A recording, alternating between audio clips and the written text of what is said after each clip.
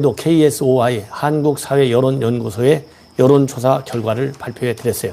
그런데 거의 비슷한 시점에 KBS 여론조사하고요.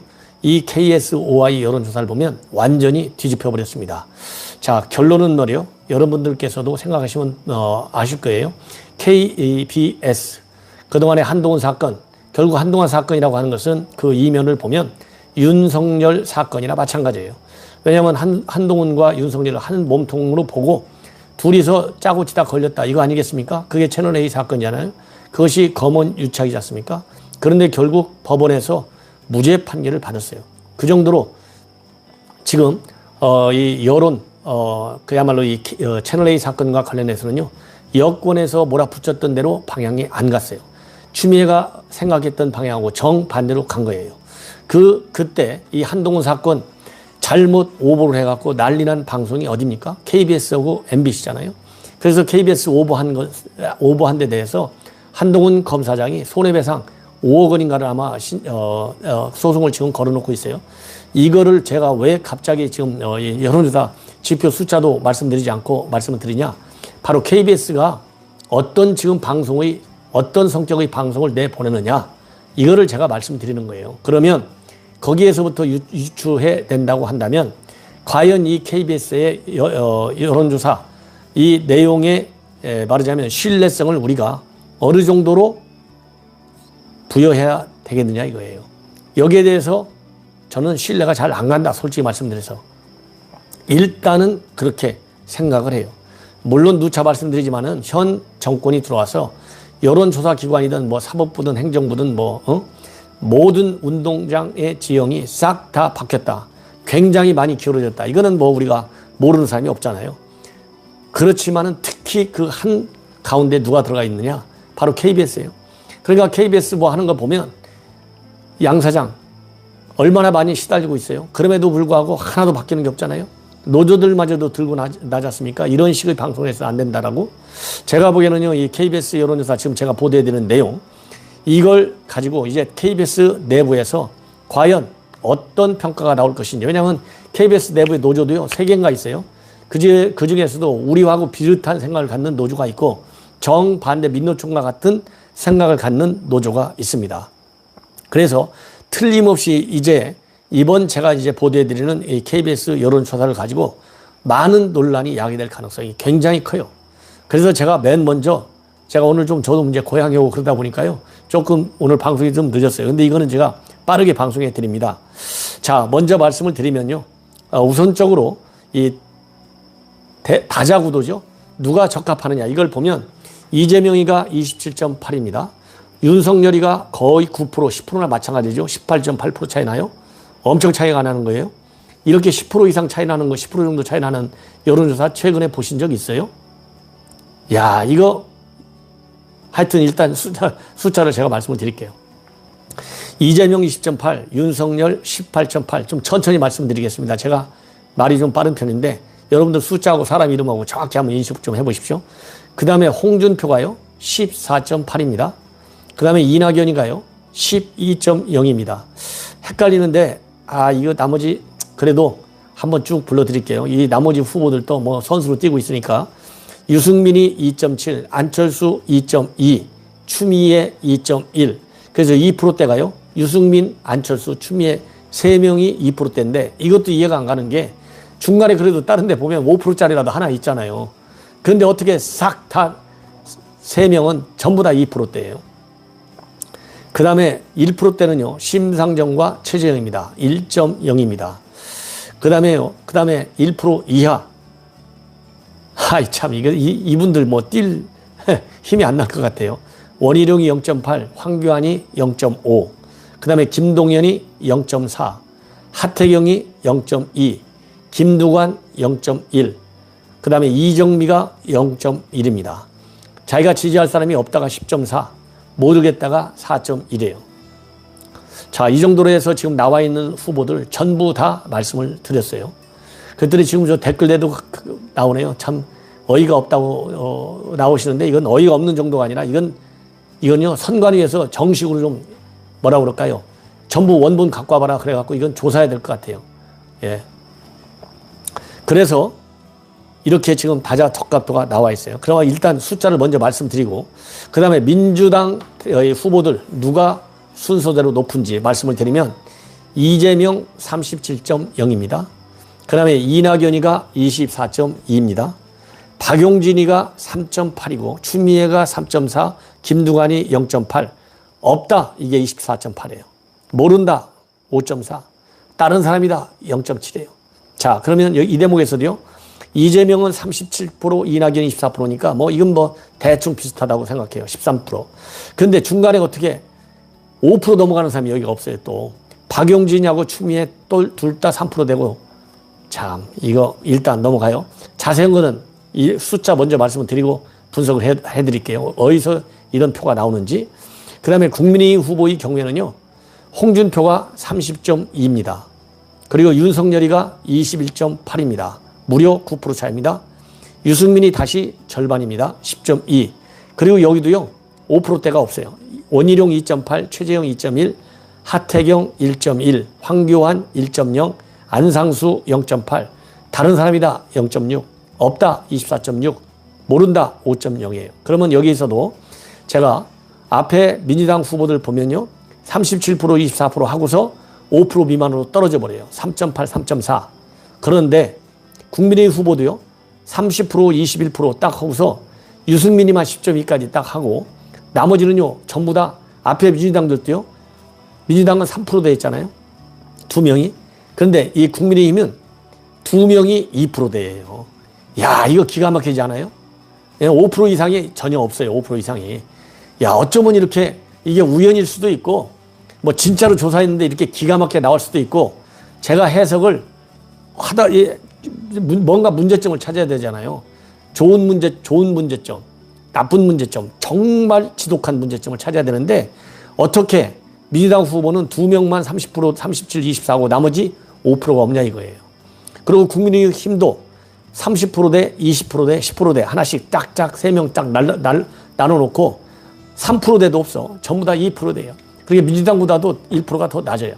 이거 진짜로 선거 유권자 여론조사 하니까 이렇게 나왔겠죠.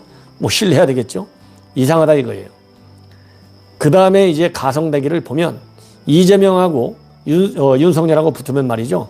이재명이가 43.7대 36.3으로 이겨요. 그리고 이재명하고 홍준표가 붙으면 어떻게 되느냐?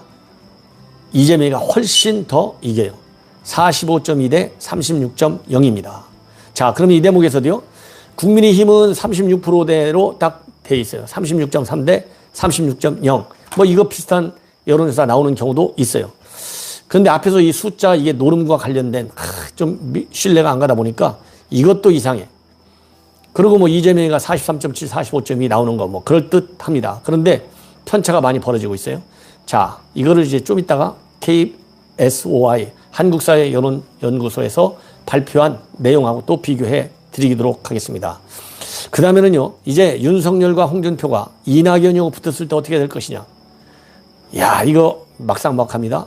이낙연이가 이깁니다. 윤석열을 이겨요. 38.8대 38.1로 이겨요.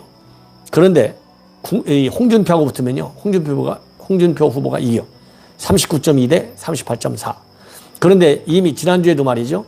홍준표 후보가 다른 사람은 못 이겨도 이낙연이는 이기는 여론조사가 이미 지난주부터 계속 나오고 있어요. 이런 걸 보면 홍준표 후보의 지지율 상당 수준이 지금 높게 나오고 있다. 그리고 이 지지율이 꼭 역선택만은 아니고 외연 확장에 의한 결과일 수도 있다. 이런 대목에서가 해석이 되는 거예요. 자, 그러면은 여기는 또 누가 조사를 했는지 궁금하실 거 아니에요? 날짜하고. 날짜를 다시 한번 말씀드리면 9월 16일하고 18일간입니다. 16, 17, 18. 그렇기 때문에 고발 사주 의혹도 다 나왔고 대장동 사건도 다 나와서 우리 국민들 알만한 분들은 다 알 때 여론조사가 됐다. 이것이 이제 하나고요. 두 번째로는 여기는 전화 면접을 통해서 여론조사를 했어요.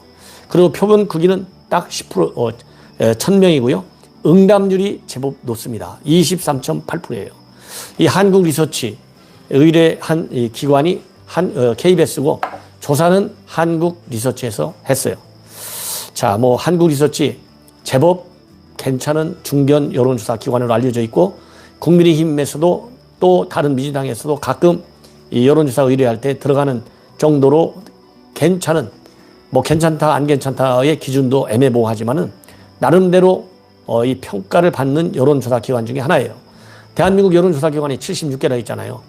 영국이라든가 일본, 여기는 뭐 한 1, 20개밖에 되지 않는데 어마어마하게 대한민국이 많아요. 그래서 여론조사 기관들의 등록 자격 조건도 조금 엄격히 할 필요가 있고, 또 이 불시에 말이죠. 이 수사기관 또는 선관위 같은 데서 이런 여론조사 기관들의 여론조사 실태를 정밀 감사하고 점검해 볼 필요가 있다. 이런 말씀을 드립니다. 자, 그러면은 조금 그 내막 디테일을 조금 여러분께서 아셔야 될 것 같아요. 그래서 여러분들 한번 끝까지 잘 한번 들어보십시오. 자, 아까 말씀드린 대로 다자구도에서 이재명이가 27.8, 윤석열 18.8, 홍준표 14.8, 이낙연 12.0까지만 분석을 해 드릴게요. 이재명의 경우에는요, 지지가 40대, 50대, 그 다음에 인천, 경기, 대전, 세종, 그 다음에 호남, 부울경이 또 높아요. 그리고 민주당과 정의당 지지층, 진보층에서 높습니다. 윤석열은 60대 이상, 그리고 서울, TK, 그리고 국민의힘과 국민의당 지지층, 보수층에서 높아요. 그 다음에 홍준표, 연령별로는 20대에서 높아요. 그 다음에 TK에서 높아요. 국민의힘 지지층과 보수층에서 상대적으로 높습니다. 이낙연은 호남, 그리고 민주당 지지층에서 비교적 높아요. 이거를 8월 달 KBS 조사와 비교해 보면 4위였던 홍준표 후보, 그때 4.8%에 불과했는데 이번에 14.8%로 3위로 뛰어 올랐습니다. 그리고 당시 조사에서 4.4%였던 최재형 후보가 5위였었는데요. 이번에는 1%로 8위로 떨어졌어요. 그 다음에요. 이제 민주당 후보만을 딱 놓고 봤을 때 이재명 37, 이낙연 24입니다. 자, 그러면은 이거는 뭐 여러분들께 말씀드리지 않아도 뭐 대충 아실 테니까 이거를 갖다가 딱 하나만 더 분석해 드리면 민주당 지지층만 놓고 딱 봤을 때는 이재명이가 54.7, 이낙연이가 29.9입니다. 예. 그래서 지난달에는 53.2 했어요. 이번에도 54.7 비슷합니다. 그리고 중도층에서는요, 이재명이가 35.9, 이낙연이 24.3입니다. 그리고 중도층 29.7%가 부동층이에요. 이게 바로 대장동 사건, 이런 걸로 인한 영향이다. 그렇게 봅니다. 그 다음에 국민의힘 대선 후보는요, 아까 말씀드린 대로 홍준표가 30.2, 윤석열이 21.8, 유승민이 10.2까지만 말씀을 드릴게요. 여기에서 홍준표 후보가 지난달 조사에서는 2위 했었어요. 2위. 그때 14%였어요. 그런데 한 달 만에 30.2%로 배가 올라갔습니다. 그런데 국민의힘 지지층으로 딱 좁혔을 때는 윤석열 후보가 47.2고요. 홍준표가 34.8이고 유승민 5.1, 최재형 2.9입니다. 그리고 중도층에서도요, 홍준표 후보가 높아요. 그러니까 홍준표 후보가 상당히 빠른 속도로 중도층, 그 다음에 탈진보층, 호남층으로의 외연 확장이 있었다라고 하는 이 추세가 시간이 갈수록 조금 더 세게 나오는 경향성을 보이고 있어요. 그래서 중도층에서는요, 홍준표가 28.1, 그 다음에 윤석열이 21.8, 유승민이 14.0입니다. 그 다음에 가상 대결, 이재명이가 43.7, 윤석열이 36.3, 그리고 이재명이 45.2, 홍준표 36.0입니다. 그리고 이낙연과 붙었을 때 이낙연이 38.8, 윤석열이 38.1, 그리고 이낙연이 38.4, 홍준표가 39.2입니다. 자, 이렇게 해서요, 여러분들 뭐 참 대단히 놀랄 정도로 급격히 변하고 있는데, 참고적으로 말이죠, KS5I 같은 시기예요. 아까 여기는 이제 17, 16, 17, 18, 3일 했잖아요. 이 KS5I에서는 17, 18 이틀이고 이 표본도 1,004명이니까 거의 비슷합니다. 여기서 보면 말이죠, 윤석열이가 28.8, 이재명이가 23.6 이렇게 해서요, 한 달 만에 윤석열이가 1위를 다시 찾은 걸로 나와요. 그런데 여기에서는 이재명 27, 그러니까 이재명이가 가지고 있는 숫자하고 윤석열이 가지고 있는 숫자하고 사람이 달라졌어요. 완전히. 그리고 이재명은 23.6인데 2위가 23.6인데 5% 차이가 나는데 여기서는 윤석열이가 18.8 이렇게까지 차이가 납니다. 그리고 이제 범보수 진영을 볼 때 홍준표가 30.2 그런데 아까 이 KSOI의 경우에는요 홍준표가 30.0이에요. 그러니까 홍준표 비율은 비슷합니다. 그런데 윤석열의 경우에는 29.5인데 KSOI에서는요 21.8로 무려 8%나 KBS에서는 윤석열이가 팍 떨어져요. 엄청나게 떨어져요. 그리고 민주당 후보도 말이죠. 이재명이가 37, 이낙연이가 24인데 이 KSOI에서는 28.6, 이낙연은 22.6. 그래서요. 이낙연은 KBS가 24.2고 KSOI가 22.6이에요. 그래 비슷해. 근데 이재명이는 37이고 KSOI에서는 28.6. 여기서 10% 정도가 차이가 나요. 그러면 이재명이가 10% 정도를 의도적으로 올려줬느냐. 그리고 윤석열이를 21.8로 의도적으로 또 낮춰줬느냐. 이게 핵심 변수예요. 여기에 말하자면 함정이 있는 거예요. 처음 제가 숫자 맞춰드렸잖아요. 홍준표 30.2, 홍준표 30.0 비슷해요. 근데 범보수 후보의 경우에. 근데 윤석열이는 KBS가 21.8인데 KSOI는 29.5, 8%나 떨어져 있어요. 지금 KBS는. 그리고 이재명의 경우에도 말이죠. 이재명의 경우에도 여기 KBS는 37인데 KSOI는 28.6이에요. 그리고 이낙연은 비슷해. KBS 24.2, KSOI 22.6. 그래서 이재명과 윤석열의 이 지지율을 과연 이게 어느 정도 어느 쪽 여론조사에 우리가 신뢰를 줘야 되느냐. KSOI가 맞는지 KBS가 맞는지 알아먹을 수가 없다 이거예요. 그런데 이거를 보면 나머지 사람들은 전부 다 5% 아니 3%와 민주당 후보는 3% 그리고 국민의 후보는 2%대로 딱 묶어져 있고요. 그 다음에는 이 진보 진영 안에서의 선호도, 그 다음에 보수 진영 안에서의 선호도를 보면 윤석열과 이재명의 이 지지율 편차가 10% 정도나 차이가 난다. 이거 해명을 해야 될 거 아니에요. 이거 그래서 중앙선관위원회가 바로 이 두 사람의 지표를 가지고 이 원본을 한국 리서치에서 가져다가 갖고 와라. 그래서요. 이거 제대로 조사를 해야 된다. 그렇지 않으면요. 더군다나 내년에 정권 교체를 앞두고 있는 상황에서 여 후보의 1등짜리 이재명이 그 다음에 야 후보의 1등짜리 윤석열 둘 다 지금 검찰 고발이 되어 있어요. 둘 다 검찰의 수사를 받아야 되는 아주 사상 초유의 일이 벌어지고 있어요. 그렇기 때문에 굉장히 심각하다. 이런 말씀을 아니 드릴 수가 없습니다. 예. 자, 그래서요. 이제 이 정도로 말씀을 드리고 그리고 이재명이와 그 다음에 홍준표 이 대대적으로 오늘 입장을 밝히고 있어요. 그래서 이 이재명의 경우에는 어떤 입장을 밝히느냐. 앞으로 아예 이번에 자기가 마타도어를 당했다 이거예요. 그래서 택지의 경우에는 100% 공영 개발로 하는 걸로 제도화 시키겠다. 이런 아주 충격적 입장을 맡겼어요. 그래서 토지 기득권 해체를 선의에 맡기지 않고 제도화하겠다. 그래서 민간 특개발 특혜 사업을 막고 5,503억 원을 시민의 이익으로 환수한 것이 바로 대장동 사업인데 여기에 마타도어를 하면서 결심을 했다. 법과 제도를 완전히 바꿔서 택지 개발의 공영 개발을 제도화하겠다. 그래서요. 개발 이익을 시민회가 되돌릴 지자체장이 없이도 경기도에서 제도화한 공공개발 이익 도민 환원제가 전국 표준이 될 수 있도록 하겠고 이는 토건 기득권 해체의 신호탄이 될 것이다. 그래서 단순 인허가만으로도 용도가 바뀌고 땅값이 폭등하고 이익이 100% 민간에 돌아가는 개발 방식으로는 부정행위와 그리고 유착의 권위를 끊어낼 수 없다. 건설사와 시행사, 은행의 분양 광고로 돈 버는 언론까지 연결된 견고한 카르텔이 생겨나기 때문이다.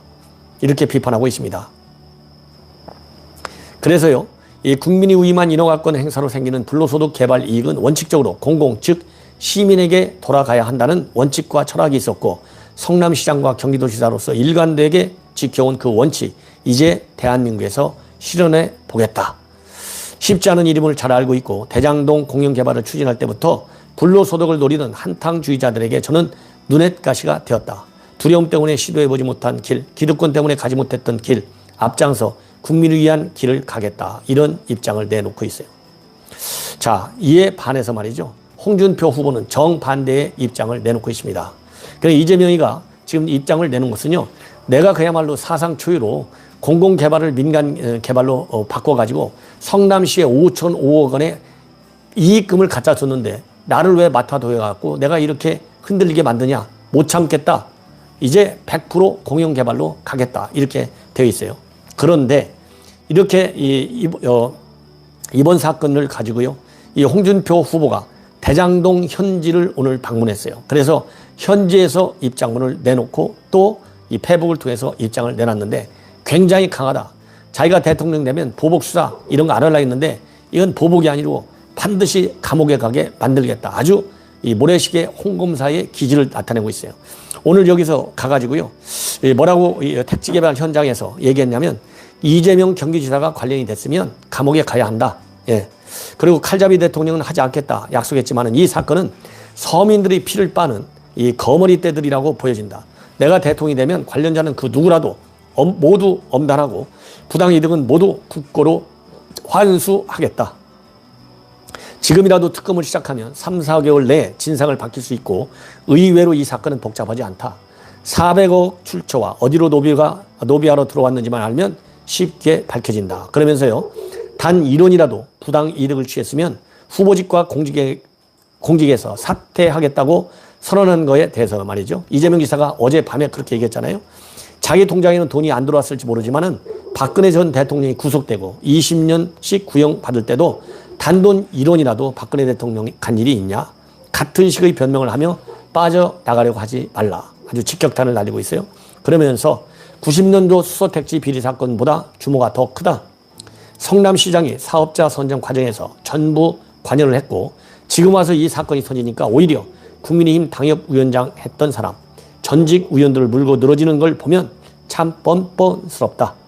예, 이거는 이제 원유철, 그 다음에 장기표, 뭐 이런 분들 얘기하는 거예요. 다 고발한다고 그랬지 않습니까? 그리고 지금 현재 원유철 의원 같은 경우에는 지금 대법원에서 지난 7월 달에 형이 확정돼서 1년 6월 지금 구속돼 있어요. 그리고 또 화천대유 천화동인이라는 이름을 지을 때부터 이미 이것은 대선 프로젝트가 아닌가 하는 의심을 했다. 대선 자금을 모으려고 하지 않았나 의심이 강하게 든다. 이렇게 입장을 밝히고 있습니다. 그리고 만약 서로 공모를 했다면 우리 당 출신이나 해도 용서할 수 없다. 검찰이 이런 문제에 침묵하고 있다는 것도 이해가 안 간다. 서민을 피를 빨고 있는 거머리떼들 빨리 손을 봐야 된다. 이렇게 입장을 또 내놓고 있어요. 자, 이렇게 해서요. 이번 대장동 비리 사건 그야말로 이 대선 경선 국면에서 아주 이 태풍의 눈이 되고 있고 여야 모두에게 뇌관이 되고 있다. 예. 그리고 이 홍준표 이제 후보가 이렇게 아주 강한 입장문을 내놨고요. 그 다음에는 이 특보 역할을 했던 이 고문 역할을 했던 이 권순일, 그 다음에 박영수, 뭐라 그러죠? 고문료. 이 고문료는 월 1,500만 정도, 1,500만 원 정도의 고문료를 받았다. 이렇게 보도가 나오고 있어요. 1,500만 원. 그래 1,500만 원이면 뭐 많은 건지 작은 건지 뭐 사람에 따라서 다 다르겠지만은 우리 같이 봉급쟁이들이 보기에는요. 이 한 달 1,500만 원이면 뭐 물론 전직 이 고관들 중에서는 이보다 더 뭐 많이 받은 사람들도 있겠지만은 지금 현재 1,500만 원 이 기준은 과연 거기에 상응하는 일을 했느냐 안 했느냐도 중요한 변수가 되잖아요. 그런데 권순일 그다음에 그다음에 또 박영수 이런 분들의 이 고문료와 관련해서는요. 이성문 화천대유 대표가 한국일보 인터뷰를 통해서 2억 원 정도 연봉 드렸다. 다들 거기에 상응하는 업무를 했다. 일 안 하고 월급 받고 그랬던 것은 전혀 아니다. 이렇게 밝히고 있습니다. 그리고 또 이 박영수 특검과 관련해서는요. 과거 우리금융지주 이사회 의장을 한 적이 있어서 금융권 사정에 박다. 프로젝트 파이낸싱과 관련해서 은행권과 관공서 문화 그리고 그쪽 사람들과의 관계 설정 등에 대해서 조언해 주셨고 일주일에 2번 정도 화천대유 사무실로 출근했다. 예, 이렇게 밝히고 있습니다. 그리고 강찬우 전 수원지검장, 여기도 자문 변호사였잖아요. 화천대유에 실질적인 법률 자문을 해줬고 자문료는 매달 수백만 원으로 기억한다. 예, 그리고 그렇게 밝히고 있고요. 그리고 또 이 성남의 뜰과 관련해서도 자문을 많이 해줬다. 이렇게 밝히고 있습니다. 그리고 이 권순일 전 대법관과 관련해서는요. 권 전 대법관은 대장지구 북측 송전탑 지하 문제를 해결하기 위해 안목 있는 대법관 출신을 영입하기로 하면서 모시게 된 것이고, 그리고 본인이 이성문 대표가 이 권 전 대법관 서초동 사무실에 4번 정도 갔다. 황성될 후보가 최근에 발표한 군 복무자 주택 정향 5점 가산, 납제대에서 자신의 공약을 백인 것이라고 계속해서 두장하면 시비를 걸고 있어서 국민과 야권 지지자들의 눈살을 찌푸리게 만들고 있습니다. 숙좁은 정치를 하고 있다는 비판만 즐기고 있습니다. 지난 23일 진행된 국민의힘의 대선 후보 경선 2차 토론회에서 이수민 주도권 토론에서 윤석열 전 총장에게 이렇게 물었습니다. 군포 모자 주택 청약 5점 가점 공약을 거론하면서 그 내용이 제가 자신이 7월 초 얘기했던 공격하고 똑같더라 숫자까지 똑같다고 표절 의혹을 제기했습니다. 그러자 행장총장이 누굴 보패 김게 아니라 군대를 제대한 청년들을 상대로 인터뷰를 해서 본 것이다. 공약을 100개는 하는 건 아니다. 라고 해명했습니다. 눈속에 전 총장이 이렇게 해명했음에도 유승우는 집요하게 근거를 해라 차례를 해놔라 라고 교구를 했습니다. 그러자 윤석열 전 총장이 좋다. 자료를 공개하겠다고 생방송에 쏟아 익힌 바 있습니다. 크게 새로운 내용 단인 청년 가점제. 에겐 공약을 자신의 특급하느냐. 유승민 지난 토론에서 배치 없습니다. 지난 23일 유승민 애톰 태동 돌아 내었던 진중하며 느껴지기보다는 더 내잔 제주잠 기술이 올려도 부각되는 그런 버러운 자세였습니다. 경제 전문가라고 자초하고 있는데 그 대응이 이것뿐이냐는 비타도 일고 있습니다. 유승민 측의 집이 한자리에 제7교구에 대해서 윤석열 전 검찰총장 국민캠프가 25일 날 그건 배움을 밝혔습니다. 군법 문자 주택층의 가산점 5점 부여 등의 구약 설계에 참여 인터뷰 대상자 명단을 전격 공개하며 유승민 측의 공약 표절 논란에 정면 대응했습니다. 윤 전 총장 캠프 측은 페이스북에 국민계 부의 군포 문자 주택 청약 가점제 공연은 MZ 세대라고 하죠. MZ 세대를 포함한 다양한 분들의 의견을 청취하고 치열하게 터리하는 과정을 벌어졌다라고 설명을 했습니다. 또한 공약에 줄지어 준비 과정을 좀 더 구체적으로 설명되기 위해 는 의견 수렴 인터 이 과정에 참여해주신 분들의 명단을 공개한다며 48 내의 명단까지 제시했습니다. 이 정도 사랑은 유수빈 척도 자신들의 요원을 접어야 하는데 계속해서 10일 하는 모습을 보였습니다. 유속 뭉치기 계속해 궁시렁대고 이번 사안을 갖고 자신을 선전하는 기회로 사물에는 그런 소포 없는 태도를 보이고 있습니다. 공약은 갖출 수도 있는 것이고 여러 후보들의 공약에 같다면 국민과 국가를 위해 좋은 공약이어서 같은 것이다 라고 생각할 수 있습니다. 그런 상황 실제로 충분히 발생할 수 있고 과거에도 그런 경우들은 종종 있었습니다. 그러니까 유수민 측이 계속해 이번 사안을 갖고 정치 장사하려는 그런 태도를 보이자 윤석열 캠프에서 유시민을 겨냥해 작심하고 직격탄을 날렸습니다. 운송료 전 검찰총장 측이 25일 공약 표절 주장을 굽히지 않고는 유승민 전 의원 측을 향해 대대적인 반격에 나섰습니다. 이게 푸의 김병민 대변인은 논평을 통해 후보가 악의적 정치 공세로 국내 심경서에 찬물을 끼얹고 흑색 선전 프레임 시 오기 가짜 인수가 유승민 말하는 합리적 보수 인가라고 비판했습니다. 김 대변인은 공약 마련 과정을 시간대별로 공개하 명단까지 밝혔음에도 거짓말 운운하며 유치한 정치 공세에 몰입하는 걸 보니 그냥 초유 후보는 윤 후보에게 윤석열 후보에게 정치적 타격을 주는 것이 목적이 아니었나라고 지적을 했습니다. 유승민 있는 부부 중 배치 상태를 만드는 그런 공약 내용이 아니라면 공약이 100% 자신의 독창적 주장이라고 하는 것을 만들어내는 것은 쉽지 않은 것입니다. 유승민의 윤석열 공격은 자신이 경제 전문가 난 오만하지만 사실은 밑바닥이 보이는 수준의 인식을 드러내고 있는 것입니다. 윤석열 캠프에서 이날 바울을 넘어 유수미 의원한테도 그간 참아왔던 유승민의 취약점을 직접 거론하는 강공으로 나섰습니다. 유승민 29대 대선 당시 최저임금 1만 공약을 들고 나왔던 것을 언급하면서 문재의 후보와 1만원이라는 숫자, 2020년 반성이라는 목표, 시야도 똑같다 더 유심히 문재인의 공약을 표절한 건가 아니면 공약을 문재인이 배긴 것인가 그래서 이런 경제 치명적 후유증을 남겨놔라고 되물었습니다. 윤석열 캠프의 문제 제기에 대해 유승민이 뭐라고 답할지 궁금합니다. 최저임금 1만원 공약 2020년 8선을 공약이 문재인 정부 하에서 엄청난 사회적 혼란을 초래한 사실 유승민도 잘 알 것입니다. 문제는 물론 요즘 인도 사회적 혼란에 불 다 책임져야 위치에 있습니다. 공약의 원작자를 길다 처지가 못 됩니다. 현 전 총장 측은 또 유승민 전후 70달 유담이 2억 원에 가까운 재산을 보유한 것으로 알려지죠.